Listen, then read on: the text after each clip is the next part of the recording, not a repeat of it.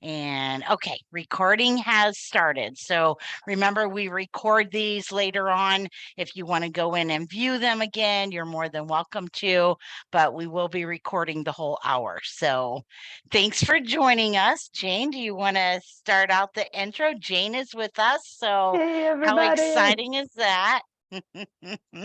I am super excited to be here today. It's a welcome back for me, but for those of you who don't know, my name is Jane Voorhees.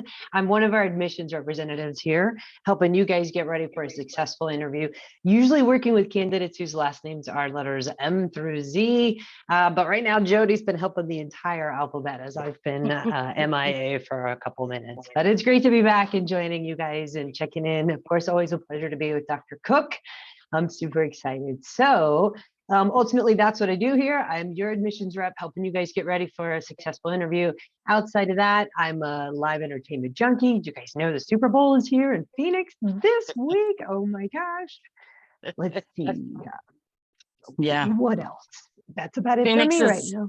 Phoenix is a little crazy right now. We got everything going on and tons of traffic. And welcome again. As you guys probably all know me, I am Jody. So I actually work very close with Jane, but I work with the beginning of the alphabet, A through L. So same thing. We're here to serve you and get you started in this fantastic program and end up like Dr. Cook here as far as one of our fabulous alumni. So as you guys all know, I share a core value of the institution. So of course, core values are beliefs of our institution. So today, excuse me, we achieve excellence. Sonoran University is constantly striving for excellence and is always looking to improve our facilities, our curriculum, our teaching method, and skills of our faculty, as well as improve our community. So again, welcome to our Live with Jane and Jody. I'm sure all of you will enjoy this segment. I love that core value, achieving excellence. I always think about our NCLEX scores and like that's our number one benchmark, you know, and where do we stand after COVID and everything. So I think some scores recently came out. I think Sonoran University is always leading the pack. So good one, Jody. Well, yeah, since I'm back, I get to introduce our guest speaker for the day. Dr. Tracy Cook is joining us from Ohio, Orrville, Ohio. That's where I understand she was born in Ohio and has returned and now has a thriving practice in Orrville, Ohio today. Her undergraduate major was in biology, and then she graduated from what was at the time Southwest College of Naturopathic Medicine in 2014. In addition to graduating from SCNM, she also graduated with her master's in acupuncture from the Phoenix Institute of Herbal Medicine here as well, right about the same time. I'm sure we'll talk a little bit about that. She's also currently adjunct faculty here at Sonoran, which is cool to learn. I was not aware of that. So I want to learn more about that. And you must be obviously teaching remotely, or do you get to visit often? I can't wait to hear. So. Oh, I wish I got to visit often. No, it's remote. Gotcha. That's pretty cool. All right. And so her hobbies also include traveling, quilting, and hiking. So it's great to have you joining us today. It's nice to see you, Dr. Cook. Thanks for having me, guys. And her quilting is beautiful. I've seen plenty of them on Facebook. Very, very pretty. I'm getting better. All right, Dr. Yeah, it's a process to learn, isn't it? Yeah. So I'm going to dig right in here, Dr. Cook, and I always start out the conversation or our segments with, how did you become interested in naturopathic medicine? What brought you to this profession? Well, so actually my dad was a chiropractor. I was a massage therapist for a long time, so we've always kind of had this bent towards natural healing. And years ago, when my daughter was younger, I had actually looked into naturopathic type stuff, but what I found was some of the online colleges where it wasn't legit. And it kind of soured my taste for naturopathic medicine. And I had moved to Alaska, and Alaska was a licensed state. And I started seeing a naturopathic doctor there, learned more about it, and I knew this was what I wanted to do. Awesome. Wonderful. All right, just a real quick reminder for our audience. We are going to ask a variety of questions of Dr. Cook and go through her career and her journey. But by all means, remember this is live and we can see you too. We would love your participation. So feel free to unmute, type a question in the chat. We are familiar with the awkwardness of Zoom, so jump in if you have a question at any point for Dr. Cook along the way here. So kind of back to that adventure, once you were in Alaska, how did you then end up in Arizona? Did you apply to all the schools or just, did you know, all right, I needed a break from the cold? Did you only apply to Sonoran? I actually looked at Sonoran and Bastyr and also NCNM in Portland. All of them. I only interviewed at Bastyr and SCNM though, or Sonoran, sorry. Yeah, no, you're fine. You're fine. Awesome. Good to know. Good to know. All right. Let's see. So let me ask you. So you interviewed with Bastyr and Sonoran. Why Sonoran? Why did you pick us? So so I was flying in from Alaska. So I did both within a week. So I was at Sonoran on Thursday, Friday, and then I flew to Bastyr for their Monday thing. And when I came to Sonoran and I stepped on the campus, first of all, I was just blown away by admissions, by the way I was greeted, by all of the stuff that we did, you know, or that was done for us as students coming in for admissions for our interview. And I loved it. And then I actually flew to Bastyr. And when I got up there, my admissions advisor didn't know who I was. The student who was supposed to have lunch with me didn't show up. Oh. And I knew that I was supposed to be in Arizona. So it was just awesome. Yeah, such a difference in the way that you guys embraced me. Love to hear that. We're always so proud and we want to create that experience for everybody. Obviously, that was, you know, pre-COVID, long before COVID. A few years before COVID. You know, that's what we've always been committed to, I think, for sure, in our department, and that everybody gets that feeling and that experience, even remotely. Like, I think we've done a really good job of still creating an environment, a good environment for you guys. So thank you for sharing. So let's see. Chose SCNM, moved here from Alaska for 4 years, and then graduating. Did you go into a residency? I'm kind of curious, like how the LAC is going to overlap, and I'm sure that's going to come up in questions. But did you graduate with the ND and the LAC at the same time? And then, yeah, how did that go? Go ahead. So I did not. I did the majority of my acupuncture studies at SCNM, but in my third year, I started also attending at Pima. So when I graduated, I still had more to go. In order to come back to Ohio, which is an unlicensed state, I had to have the master's in acupuncture. And so I knew that was one of the things that I was, you know, going to need. So I took an extra 2 years.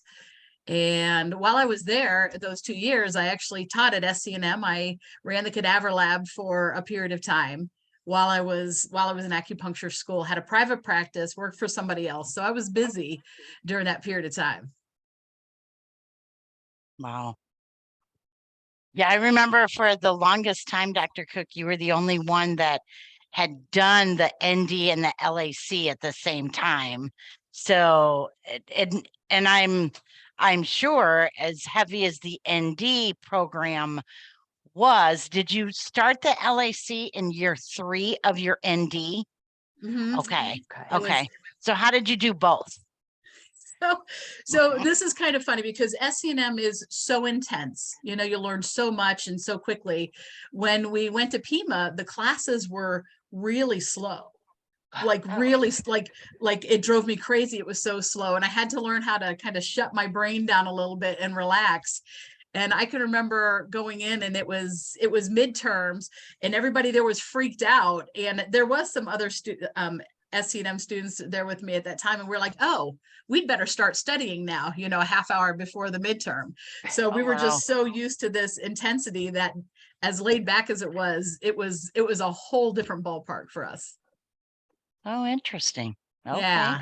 the vibe, the energy of a Chinese medicine school versus this intense naturopathic doctor. And you're just coming off all those sciences too. I can kind of imagine that the difference in intensity of the schools. Yeah, I mean, we would learn a meridian in a day at SCNM, and they would learn a meridian in 3 or 4 weeks. So it was much different. Wow. Wow. Fascinating. Yeah. That's pretty neat. It is. All right. So I had a thought. So you finished your ND, take your board exams, but you still got some time to finish the LAC. So like you said, you picked up a job. Could you have applied for residency and been a resident while you're still finishing that LAC? And did you apply for residency at any point? I did not. So I was 45 when I started medical school. So I was older. I'd been in the medical field before. I've owned my own business before. So I didn't feel like a residency was what I needed at that time. I see. But I think the residencies are great for some of the younger people that maybe just don't have as much medical experience. Good to know. Good to know. So then you opened up your practice. So you graduated from SCNM 2014. When did you open up your practice there in Ohio? I moved back to Ohio in 2016. So as soon as I graduated from Pima, I came back here. Okay. Okay. And then opened up your practice in Orville, Ohio, which Orville, Ohio. We're the home of Smucker's jelly. Smucker So jelly. that's what we're famous for. Yeah. And I have been to her office. Nice, nice office, like downtown Orville, and very, very quaint office. It's very nice. So what's an average day for you like? So like how many patients do you normally see? Well, first of all, is it just you in the office as far as the doc, or do you have multiple doctors? I have another doctor. She's only here 1 day a week currently. Got it. So Okay. it's mostly just me. Okay. That's good. That's good.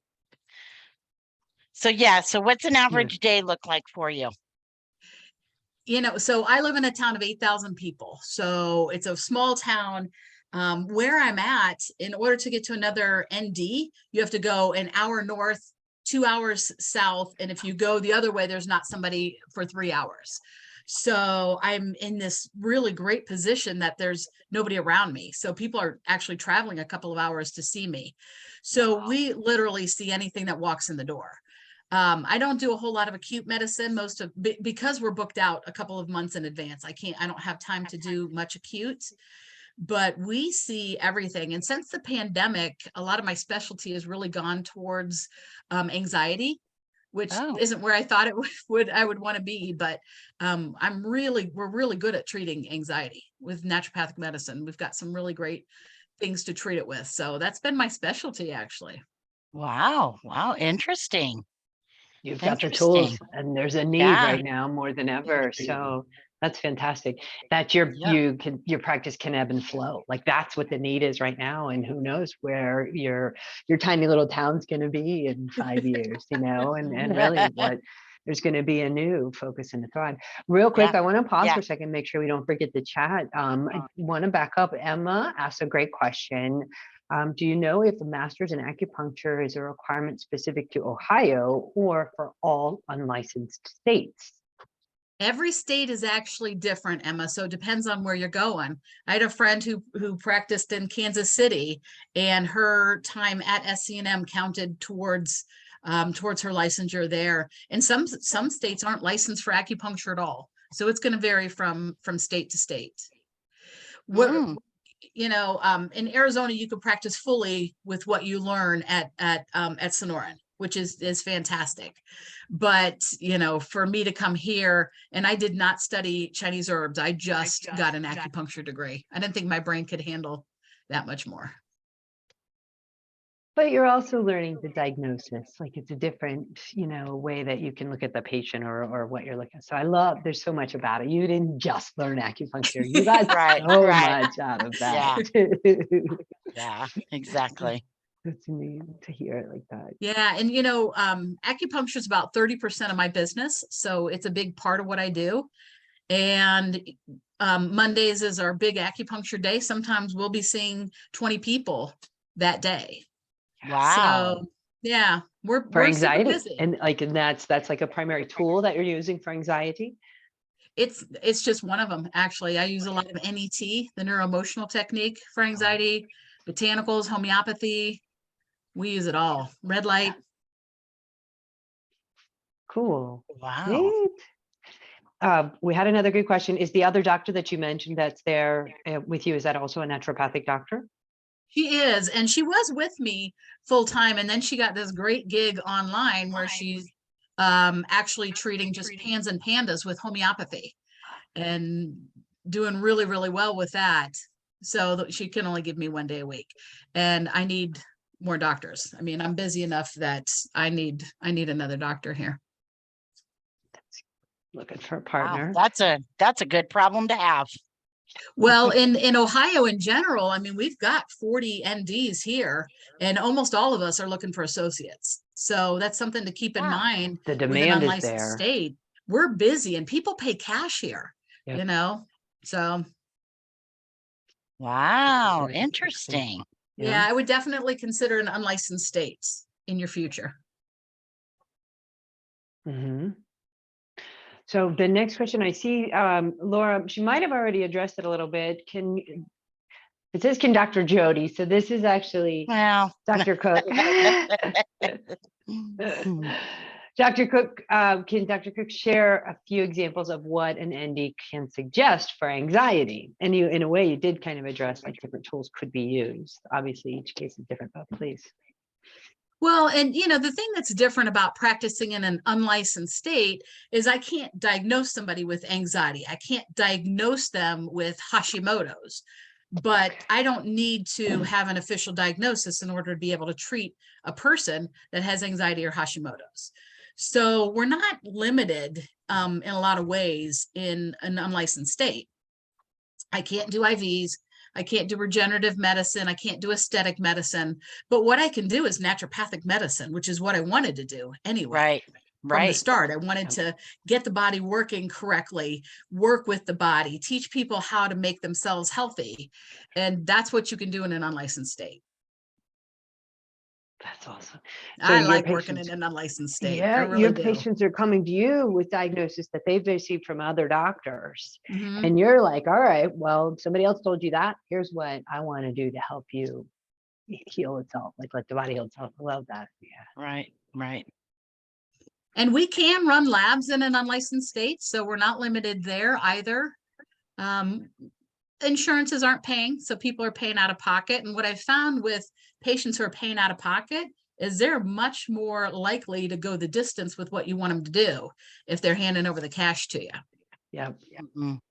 But even in a licensed state, they're not accepting insurance, to where they're cash paid. So, but like you said, people are taking more responsibility of their own health and taking better care of themselves, and they want to see results, So absolutely. See, it seems like pretty much every day I'm talking to somebody about licensed states versus unlicensed states. And, like Zenobia had mentioned here in her chat, so grateful for you coming on today. I'm a licensed therapist in Michigan, an unlicensed ND state, of course. And I was trying to figure out if it's even possible to practice as an ND say that a couple times ethically. So I mean, Dr. Cook, I believe you've really answered this already. I mean, you sat right there and said, I'd rather practice in an unlicensed state. Mm-hmm. So, I mean, yeah, I definitely feel like you can practice ethically. Now, someone who's a licensed counselor might have some hurdles just because of their counseling license. I think that's what you said, was a licensed counselor or a licensed social worker. I'm not sure, but there may be some things to kind of combat that. In an unlicensed state, you're not really supposed to do a physical exam on somebody because we're not diagnosing, we're not treating disease. But with my acupuncture license, I've got my hands on people all the time. So there are ways around some of that stuff. And, you really, I mean, touching your patient is super important. And so that was one of the reasons too, that I wanted that acupuncture license as well. Right. Right. Absolutely. Absolutely. Great combination. Really good. Mhm. Good question here from Samantha. It says, how did your business grow? Was it word of mouth, advertisement? So word of mouth is probably the biggest way that it's grown. And I was really surprised because when I lived in Ohio, I didn't really know what naturopathic medicine was or what a naturopathic doctor was. I mean, this is back in 2008, but people are Googling natural medicine, naturopathic doctor. So they've heard of us now. And so people are finding me a lot on Google as well. I also, as an early doc, I like to speak in front of people. I like to teach. And so I did a lot of in-person seminars, introducing people to herbs and to what we did and to acupuncture. And that was really helpful for growing my business too. Wow. Very nice. Very nice. Do you advertise like a weekly flyer or a newsletter to your community, or not really? No, that's great. No. Yeah, like you said, Google just kind of shows people that's where you are. So if they're looking for that, great. Yeah, that's fantastic. And we're 'Cause, I booked up mean, a couple months. So yeah, that's what you said. Yeah. Wow. What's your schedule like? Like when you say that, like I think Jody asked earlier, what's a typical day like? How many patients are you seeing in a day? Well, so like I said, on Mondays, it could be 19, 20 because we're doing acupuncture. I'm open 4 days a week, and every minute is usually scheduled with patients. And Wow. with acupuncture, I can overlap people. And one of the first things I did in business was get someone to run my front desk. And I think a lot of people are afraid that they're not going to be able to pay somebody, so they don't do that. But my front desk, if I didn't have her, there's no way I could operate. Like my phone, our phone is ringing off the hook. So having somebody at your front desk is super helpful from the start. Like if I call a business and nobody answers, I hang up and I call the next business. Right. So Right. I Exactly. think everybody needs a front desk or a virtual assistant from the very start. That's really Right. good. Good I don't know advice. if I answered your question or not, or if I went on a little bit of a tangent. That was great. No. Like No. running it. No, Awesome. what's a day-to-day like? Yeah, for sure. And having Yeah. that key office manager or whoever's running that front desk, your schedule and all that. Great Yeah. advice. Yeah. Mhm. Absolutely. Yeah. So the next question was basically marketing. Thank you for this presentation. Do you even have to do any marketing? And it really sounds like not. You're in a great position there. At this point, I don't. I'm 6 years in. The community is familiar with us now, and the doctors in the area are familiar with us. They know that we're not quacks, we're not crazy. They understand what we do, and my business really has a great reputation in the community. Okay. That's one thing that I was going to ask. So I'm sure there's allopathic medicine, osteopathic doctors. Do you have that good relationship with them? Or do they look at who's this person coming into our territory kind of thing? I'm hoping you have a good relationship. I have good relationships. Now, I did have a patient who came in one time that had seen a nurse practitioner, and she told the nurse practitioner she's seeing me, and she said, "Oh, I suppose you're paying thousands of dollars." And the woman was like, "No, I'm not." And I think it took that nurse practitioner aback a little. Yeah. And she contacted me, and we are now referring back and forth. Wow. So there was that preconceived notion that, Mm-hmm. and you see it sometimes in chiropractic or other things where somebody's program is $8,000-9,000, and that's Yeah. not what we're doing. We're just doing good medicine here. Yeah. Yeah. Wow. Exactly. Exactly. I couldn't All imagine a right. bill like that from a naturopathic doctor. People take out loans sometimes to do that kind of stuff. It hurts my heart. Yeah, I guess I'm surprised by that to learn. But I guess it depends on, I also know that people find us because this is their last straw, their last resort, their dead end, Yeah. basically. Exactly. So then who knows what they're willing to do, and being in an unlicensed state, like that's where it's tough and we need to get it licensed. Like I want to go into those questions. Like, what do you see on the horizon for licensure in Ohio? So I am on our state go ahead. association. I'm secretary of the state association, and we've been working on licensure, and licensure can take up to 10 years. You know, some states have gotten licensure and they haven't quite gotten what they wanted out of it. Some places have great licenses, so it's going to vary from state to state. I would be okay if Ohio stayed unlicensed, actually. I mean, nobody is breathing down my neck, you know, saying that I'm doing something wrong. I don't have a desire to do IVs or anything like that. So as far as I'm concerned, it could stay unlicensed, but I know the more states we get licensed, then we can get in with Medicare and some other things too. So we are working on it. And whoever mentioned Michigan, I know Michigan is working on it. I mean, there are a lot of states that have some stuff in process, but in order to get a state license, you have to have naturopathic doctors there. So we need people who are willing to go to an unlicensed state. And exactly. That's part of my conversation with students every day is, you know, well, why would I want to go back to Michigan and practice if they're unlicensed? Because the more doctors you have there, the better the chance of getting it licensed. So, yeah, absolutely. And you can make money without the license. Exactly. So we had a couple questions in here. So Isabel asked Dr. Cook, would you still be able to do all the things you do minus the acupuncture if you didn't have your acupuncture license? Yes, except for a physical exam. I would not be able to legally put my hands on patients. Got it. Okay. Good to know. All right. Are there pro bono organizations for NDs who want to help those who can't afford to pay out of pocket?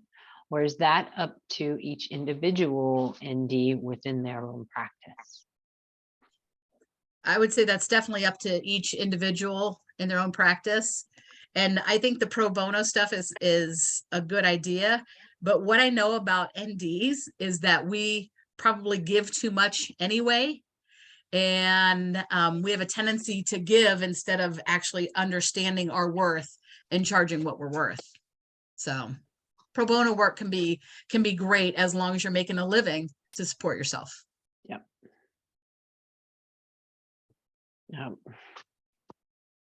Yeah. All right, let's see here. So do you feel Sonoran prepared you for starting your own business, or did you have prior experience with business / entrepreneurship? I was a self-employed massage therapist for many years before I went to school. And my dad, like, he was also self-employed as a chiropractor. So I definitely have an entrepreneurial spirit. I knew how to run a business. There were some very great things that I got out of the business courses at Sonoran.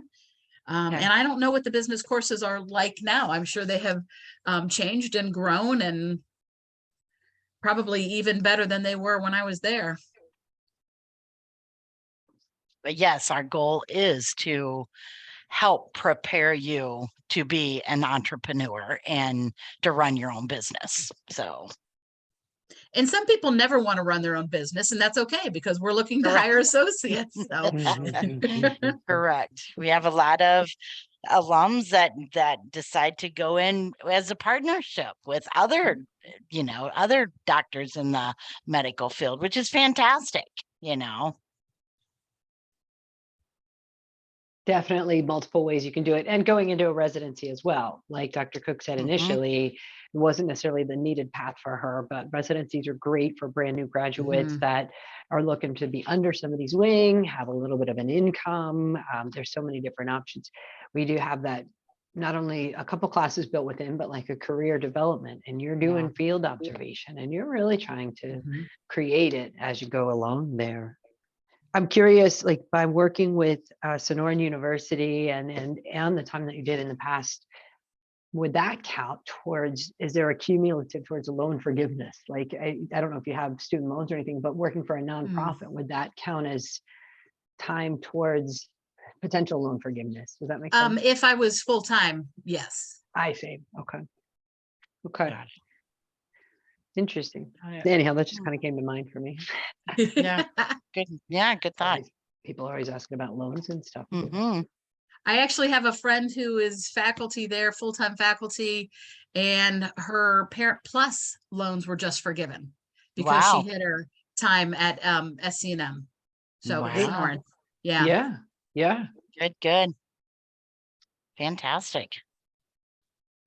Always something to keep in mind. And so you're obviously not a not-for-profit organization or something that would qualify yourself for loan I forgiveness. am a for-profit organization. I love it. I started late, so the more the better, because I need to There you retire within the next 10 years. So There you go. Mhm. Nice. Let's see. If Where we were we at? do practice in a licensed state, can you still choose to go the simpler route? yeah, definitely you can do that.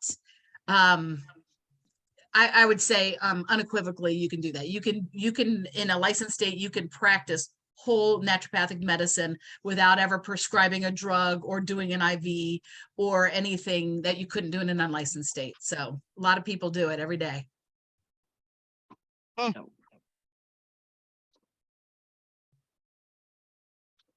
All right, let's see. Next one, James asked, any point to maintaining a license from a licensed state despite living in an unlicensed state?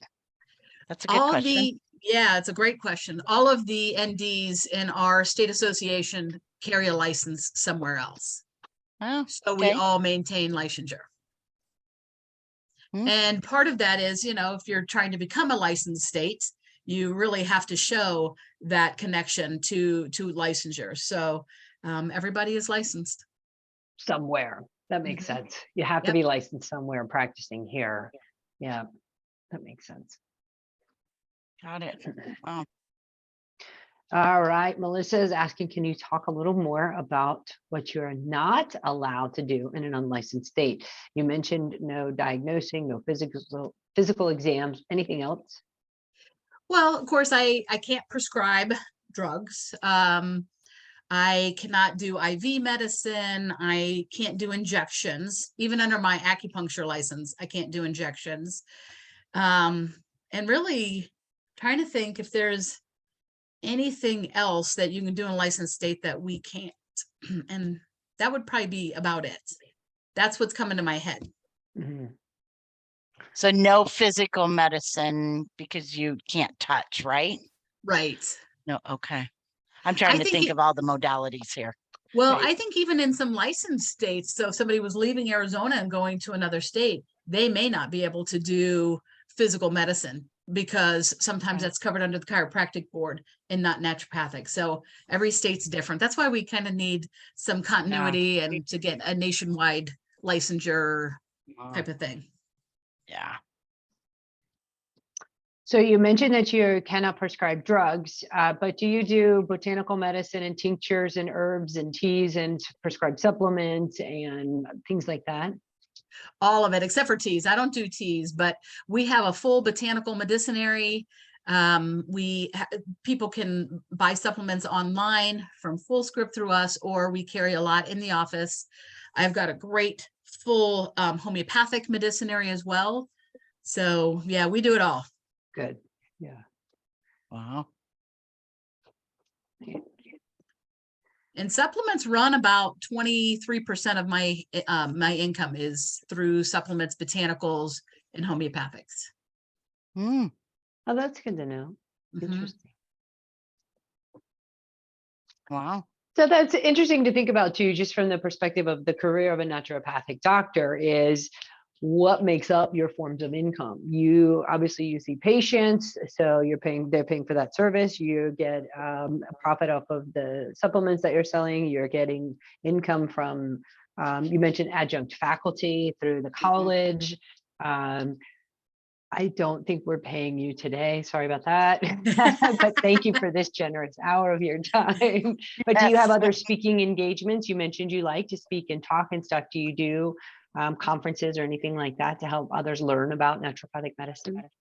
I haven't in the last few years just because of COVID, but I am always looking for alternate streams of income. We have red light therapy and people can sign up for packages and I don't have to do anything. My front desk sets them up. I've got an infrared sauna. We have PEMF. So we've got a lot of different things that we can do to make money, because that's kind of what it's about. I mean, I can only do so much, but if I can get my front desk involved and have her putting somebody under a therapy, that just is better for the practice. Yeah. Wow. Yeah. All right, guys, good job on the questions. Keep Yeah. those questions coming. Let's see, where are we at on our list, Jody? I think she's answered quite a few of them. So what would you say is the most challenging part of running a business? In an Just unlicensed state? give it all to us. So what's been the most challenging for me is finding associates, finding people who want to come to an unlicensed state to practice.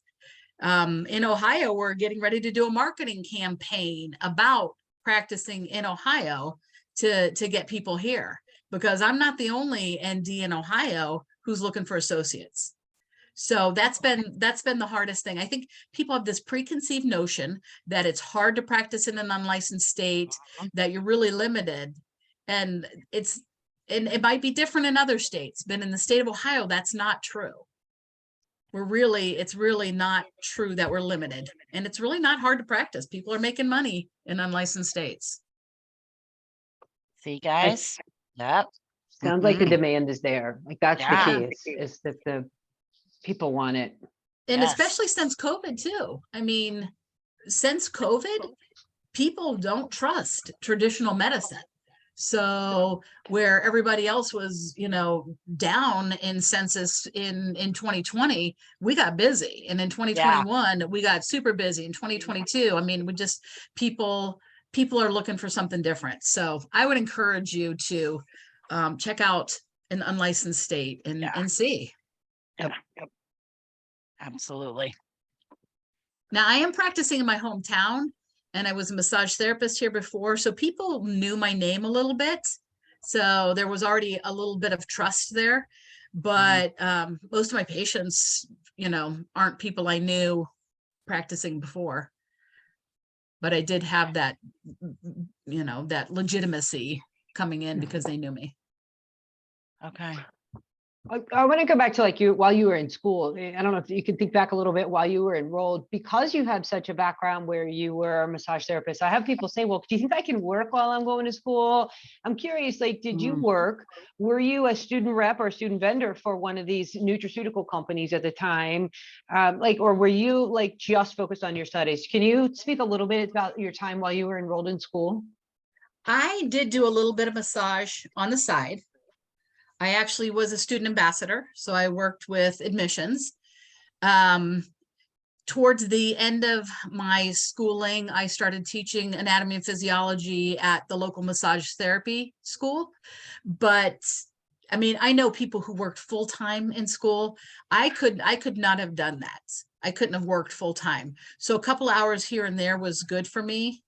I really miss school. I really do. Yeah. I loved it. It was intense, you guys. It's almost like it's intense, but I loved it. I miss it. That's fun.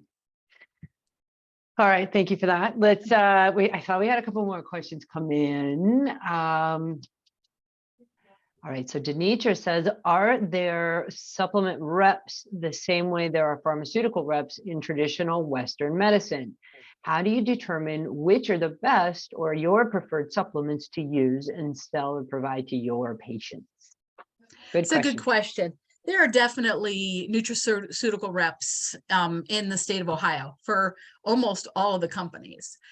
I learned a lot about the supplements I wanted to use through when I was working in the clinic. It gave me an idea of what other people were using. But then once I got out into private practice and I had some of these reps coming and sitting with me and showing me about their products, I've changed. I mean, if you look at our shelf, it's not all one brand. We have multiple brands. So it just kind of depends on what I like and what I see. Got it. All right, let's see. So Marina asked, what if you are licensed as an RN as well? Do you know if this would allow for IV and injection therapy in an unlicensed state? Also, are there other benefits that should be considered in licensed states? So with the RN thing, I think it would depend on the individual state and who your supervising physician was. Like there is somebody opened an IV clinic in the next town over, and she's somebody who got her degree online. But there is an MD who's running the clinic and an RN who is actually doing the IVs. So I think that would depend on whoever your supervising physician was. And it might be different in every state. Yeah. As far as benefits to being in a licensed state, I mean, your benefit is if somebody needs an antibiotic, you can write your script for the antibiotic right then and there. I have to refer. And then also you can like make lots of money with regenerative medicine or aesthetic medicine, which is huge. And it's huge. They're making big bucks in that as well. So it's definitely an advantage. And I don't think it can be in every licensed state that they can do that. But Arizona, you definitely have you have a great scope of practice there. Right. Because there's still licensed states out there that are licensed, but they still have restrictions. So yeah, I think every state is different, except Arizona. Come to Arizona. This is where it's at. Arizona's different, but in a good way.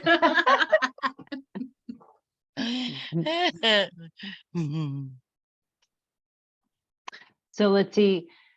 We have, was it challenging to work and do school when you were trying to get your ND at Sonoran? I didn't work much working on my ND. I did work full-time while I was going to Pima the last 2 years.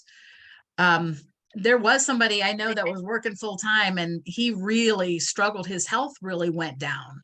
So it's one of those things that you just got to figure it out. How am I going to make it these 4 years without a whole lot of extra income?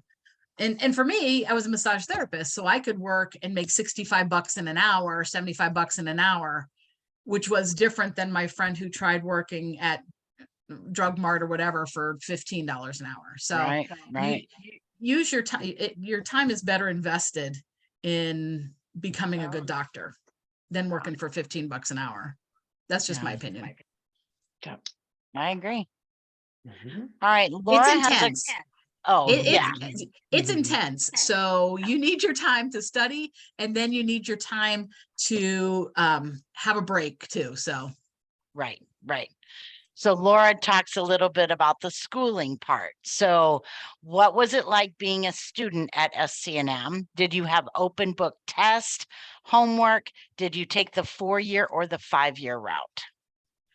I was in before there was a 5-year route. No open book tests. There's a lot of information being thrown at you. Like I said, I did run the cadaver lab for a while after I graduated. The biggest thing that I see coming in, guys, know your anatomy before you get there. If you have no anatomy, you are going to drown your first year. So start looking at anatomy, muscles, bones, origin, insertion, all that stuff that you're going to be tested on. So the more you know going in, the less intense it is. I taught anatomy and physiology before I came in. So the Huey class was super easy for me. Yeah, definitely helpful. Good feedback.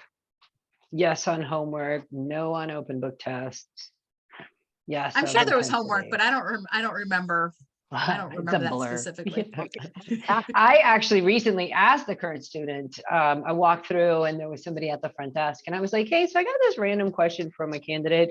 Do you guys actually have homework or is it just a bunch of quizzes and tests? And the girl, I thought she was going to punch me. She was like, yeah.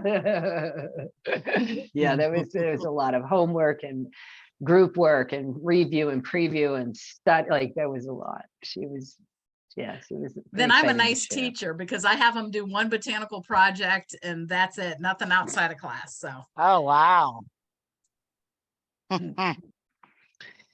The next question asks, did you live on campus? We don't have on-campus housing. So Tracy, I hope you didn't live on campus. I lived in Villarreal, which was literally right next door. It was so convenient. I could leave 5 minutes before class, get there, I could go home and take a nap and then come back. So it was great. Literally, Literally. like the townhomes that from we can see like the real estate pictures when they put these condos on for sale. You can see out the window. You can see our campus in the background. It's funny. So you know which one that is. Yeah. Yep. So yeah, we have close. We're right in a rural community, right down the street from Arizona State University. So there's condos and apartments and single family homes and an elementary school, and it's very rural community and stuff. But we don't actually have on-campus housing, at least not yet. There used to be the pool house in the back where they recently knocked it down, and there's a big open lot back there. And I think that would be something very smart for them to build. It'd be some kind of dorms or something. I agree. Someday. On the radar, I don't think. All right, Anna Heat asks, I think this is the first time I'm hearing about aesthetic medicine. Can someone give me a quick explanation of what it is? I have a feeling I might have heard of it before, but I'm not too sure. Thank you. So, and I don't practice aesthetics, so I know that they can do fillers. Jody and Jane, you guys might know a little better what they're doing. I mean, I have friends that are doing aesthetic medicine in the face, but they're also doing pelvic floor medicine and like all kinds of injection type therapies. Yeah, I know Dr. Soar does a lot of that. Injections in the face and the cheekbones, the lips, because he'll show like a before and after picture, but I don't know that much about it. So yeah, she's talking about Dr. Stephen Soar, Sorr, if you want to look him up. He's got a great practice and does a lot of aesthetics. Yeah, I don't know much about it, so I was see, I don't either. I'm looking forward to learning more. When we were in the lab for aesthetics, they actually did some sort of derm fill on me for my little parentheses that I have here, because I was the oldest in the class, so I was the only one that had these parentheses, and it was actually kind of cool. But it's not my kind of medicine, but it's an amazing medicine that you can do there. Yeah, I think I have those too. Yeah, my parentheses came back because it only lasts like 9 months, but yeah. Part of that aging process. So I think I've heard more people ask about it and express an interest because I think there's a tie to the psychology behind it, the anxiety, or people are embarrassed by their look or feel just more confident and better when they go through these aesthetic treatments and stuff. So I think that's why it's become a lot more popular, but I really don't know much about it. No, I don't. Now in Ohio, with my acupuncture license, I can do microneedling. So we do some microneedling on the face. It's not a huge part of what I do. I can treat acne that way. Scarring on the skin, I can treat that way, and then we use red light as well. It's not a huge part of what I do. I don't push it a whole lot, but I do have some microneedling patients. Interesting. You'll learn all of that too. I mean, all of that's part of the schooling, so then you can decide from there which way you want to go. What tools you need to use at the right moment. All right, next question I see is, how long did it take you to become educated / licensed as a massage therapist? So my massage therapy in the state of Ohio, it was an 18-month program. I went 8 hours a week for 18 months, and their licensing was through the medical board. So I actually had to take a medical board test in order to practice massage. You just maintained your massage license in Ohio the whole time you were in school here as well, or do you have to also get licensed in Arizona for that while you were? I ended up taking the nationwide board so I could practice wherever. Anyway. I didn't do that because I was never going to leave Ohio, you guys. I was never going to leave Ohio. And so never say never, because the universe will laugh at you. Yeah. Then you're in Alaska. Whoops. Yeah. And I was never coming back to Ohio either. And here I am. So I have just learned to not get to the universe laughing at me. Karma. Yeah, yeah. You think you know it all, and then here's life shows up. Oh my God. Yeah. Yep. No kidding. It's fun.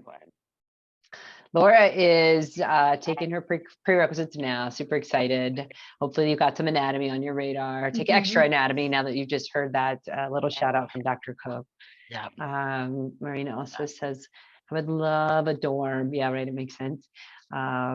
Yeah, and then, yeah, we can make amazing good food. Hey, we've got a teaching kitchen there on campus. The student groups, they actually have fun lunches all the time. So They do. definitely create that when you get here. Denitra,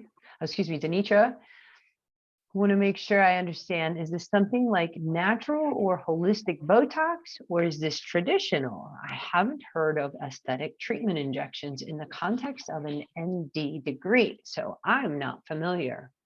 I'm not either. I don't know. I mean, I don't think they're injecting Botox. It's some other stuff, but since I don't do it, I'm not really sure. Yeah. I'm not either. Really good questions, though. And like she said, Dr. Stephen Soar, Sorr, he's got a practice in Scottsdale. It's called Source of Health. Yep. Is an alum, of course, of our program. Probably graduated around the same time as you, Dr. Cook. He graduated with me. Also, Alexandra Mayer does a lot of aesthetic. Oh, yeah, that's right. That's right. She does. Yes. Yeah. We had a talk with her last season, I think, and she's got a great practice here, and she does like residents and takes new people under her wing and stuff too. So it's really good. She also does a naturopathic podcast too for business owners. And she's from Canada. So much. You guys are amazing. There's so many neat tidbits about all of you. Yeah. That says that I just posted that, but that's weird. I didn't post anything in the chat, but it says I posted Stephen Soar and Alexandra Mayer. So, Dr. As a former student and current faculty member, can you speak about what makes a good student? What's your ideal student, Dr. Cook? What makes a good student, or what makes a good doctor? Oh, Emma asked what makes a good student. You can answer both if you'd like. I would love to hear both. Yes. So,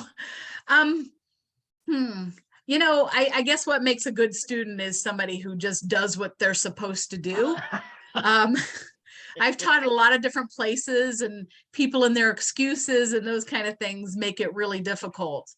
As a student, like, it is so intense. I felt like I had been filleted open emotionally, and I had to put it all back together again. And when I did, I was such a better person and such a better student. Any issues that you have in your life, any mental health issues or stressors, they're going to be magnified 100 times because of the stress that you're under. So start dealing with all of that stuff now. It'll make your life a lot easier there. So, you know, I think a good student is just somebody who knows their study style, who, you know, if you're not an audio learner and you don't have to be in a lecture, then those people might not go to lecture. I'm an audio learner. I have to be there. I have to hear it, you know, so knowing how you learn is important. And then who makes a good doctor? You know, we're much different than the allopathic side. They just look at your scores, and the naturopathic doctor has to have a sense of humanity. Otherwise, you will never, ever make it as a naturopathic doctor. My patients come in here, and what they need, they basically, people would pay you $1,000 to just listen to them. And that's what they never get in regular medicine. So learning how to listen as a student, I guess, and as a doctor is priceless. Yeah. So well said. Very nice. Very nice. So James asked, good tip, Dr. Cook, about reviewing anatomy and physiology prior to starting starting school. Any other tips on how to best prepare to enter medical school, especially for those of us who might be a little older and out of undergraduate for not just a few years, but a few decades? Like I said, James, I was 45 when I started, and I was afraid I was going to hit menopause and I wasn't going to be able to think. And, the great thing is I know how to treat menopause now so that women can think when they're in menopause. I think the hardest thing in the first year is anatomy and physiology because there's so much of it. And after that, after you kind of get your feet wet and you're studying back, it's not so bad. But the first year, my colleagues that didn't know A&P, they struggled so hard in that first year. So Okay. just make it easier on yourself. Start learning a little bit now. Good advice. Would you do it again? All over Yes, again?